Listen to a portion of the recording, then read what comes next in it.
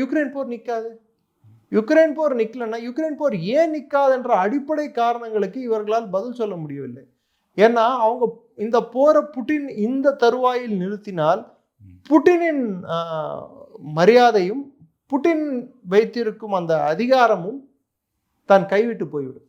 காரணம் என்னன்னு சொல்றேன். ஜெலன்ஸ்கியை அகற்றுவது தான் தன்னோட முதல் குறிக்கோள். டான்பாஸ்க் ரீஜனை கட்டுப்பாட்டில் எடுத்து வர்றது இன்னொரு குறிக்கோள். டான்பாஸ்க் என்ன எடுத்துட்டு வந்துட்டாரு. ஜெலன்ஸ்கியை அகற்றாம போர் நினைச்சுன்னா புட்டினுக்கு தோல்வியா வெற்றியா? அது தோல்வி தானே அது. ஸோ அதை எப்படி புட்டின் ஒத்துப்பாரு?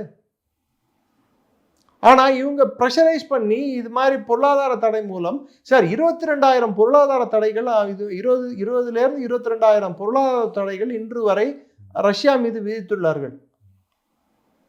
இந்த எல்லா நாடுகளும் சேர்ந்து, குறிப்பிட்ட அமெரிக்கா, நேட்டோ நாடுகள் சேர்ந்து ஒன்றும் பண்ண முடியலையா?